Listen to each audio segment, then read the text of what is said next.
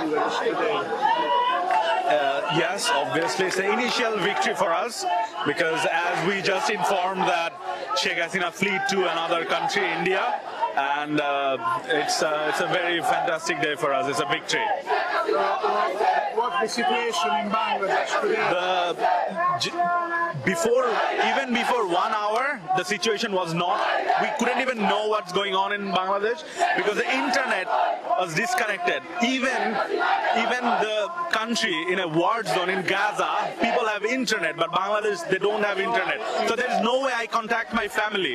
I don't know what's going on. I've been trying to call my family for last 2 years. I couldn't contact with them. I'm so tensed. But now the internet is open. The Sheikh Hasina stepped down. She fled away. And yes, this is an initial victory for us. Are you a student in Italy? Yes, I'm a student. I'm a student of Politecnico di Torino. I'm studying Informatica in Politecnico di Torino. You speak Italian? No, the course is in English. The course is in English. The course is in English, yes. So you came today from Torino to... No, I stay here in Rome for last few days because of vacation.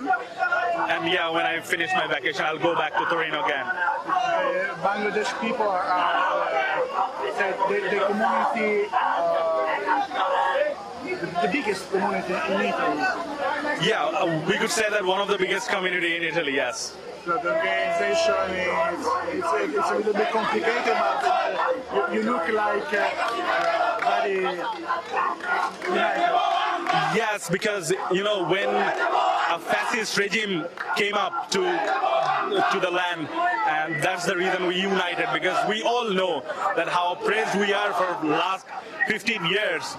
This is the only reason, because we cannot stay like that for a long time. How do you see the future of Bangladesh in the next weeks? Today is just the beginning. Today is just the beginning of our victory. We'll see how it goes. We have to see how it goes. This is just the first day of our initial victory. We'll see, because there are lots of other complications as well. Because all the institutes has been taken by fascist government. All the people who are ruling the country, most of them are corrupted. So we have to think about that as well. So we'll see what we can do. It's just a beginning. It's just a start. We can see that the premier, she is in India now. Yes, as far as we know by the media, the media is oppressed as well. No, there is no free media in Bangladesh. If a media say anything against the government, they go into the jail.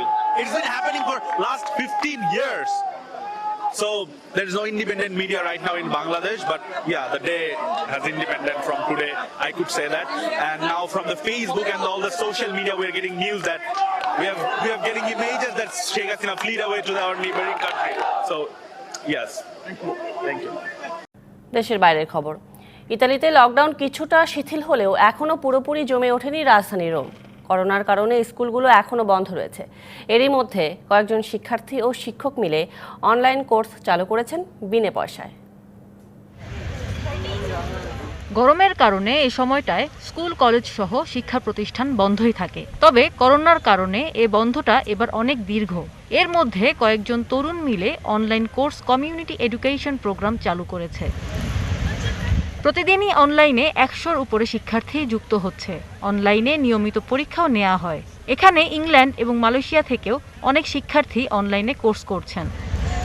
এগিয়ে আসলেও এই online course পরিচালনায় শিক্ষকদের কিছু সীমাবদ্ধতাও রয়েছে।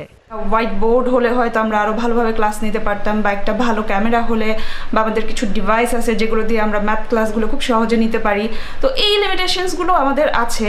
বিষয় অনুসারে course পড়াতে চাইলেও এক এক দেশে এক এক সিলেবাস অনুসরণ করা হয়। স্বপ্নবাজ তরুণদের ইচ্ছে শিক্ষার্থীদের জন্য ভবিষ্যতে তারা আরো ভালো কিছু করবেন। সবগুলোকে একটা মার্চ করে আমরা চেষ্টা করছি যে ক্যামব্রিজের কারিকুলামটা ফলো করতে। আমরা মেইনলি ম্যাথ, ইংলিশ এবং সায়েন্সটা পড়াচ্ছি, এবং শুধুমাত্র ইয়ার 10 এবং 11-এর জন্য আমরা জিওগ্রাফি এবং আইসিটির IGCSEর সিলেবাসটা ফলো করছি। DBC news desk. The stock market in Bangladesh is facing one of its most disturbing downturns in over a decade. What was once described as a developing frontier market now appears uncertain, unstable, and alarmingly volatile. The DSEX has collapsed to its knees, wiping out years of gains and shattering investors' confidence. More than 70% of stock are stuck in lower circuits.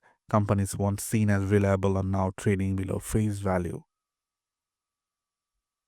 But to truly understand what's going wrong, we must look beyond the numbers and directly at the people and policymakers who are steering this system. The month following 2024 July movement have been marked by political turbulence. An interim government that was expected to ensure stability and reform has instead failed to deliver results. Rather than strengthening institutions, these transitional administrations became embroiled in internal disputes, administrative paralysis, and public mistrust. One of the most controversial figures in this narrative is Rashad Maqsood, once considered a visionary in capital market reform, now widely seen as a key contributor to the current market breakdown. His leadership hasn't just been ineffective, it's been disastrous, marked by arrogance, poor communications, and a complete disconnect from reality. Rashad Maqsood has repeatedly shown that he is out of depth in managing a financial system in crisis. Instead of offering transparency, he's hidden behind opaque, last-minute policy changes that confuses the market and drove investors away. His actions have undermined institutional stability, crippled confidence, and fueled speculations rather than stopping it.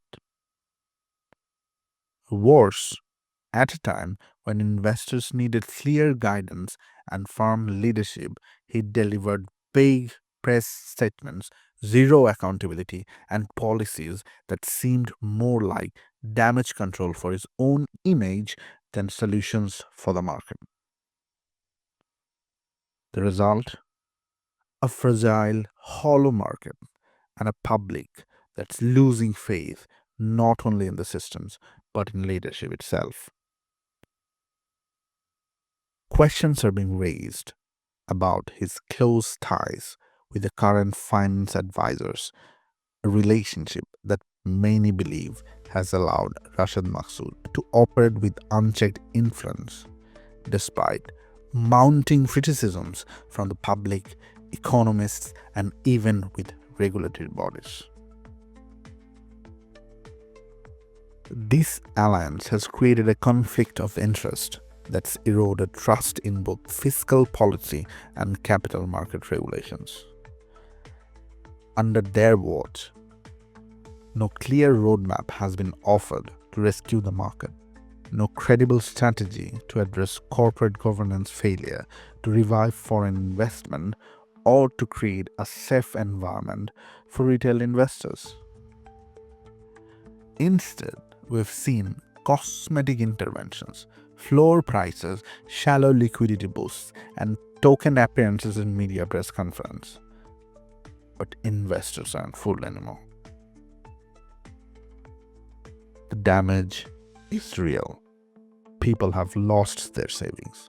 Small investors are leaving the market permanently, and every passing day without reform deepens the crisis even further. And yet, even in this grim environment, there is a narrow road forward, but it won't be easy. To rebuild the market, we need new leadership, clear separation between political actors and market regulators, and a total cleanup of insider networks that have captured financial policymaking.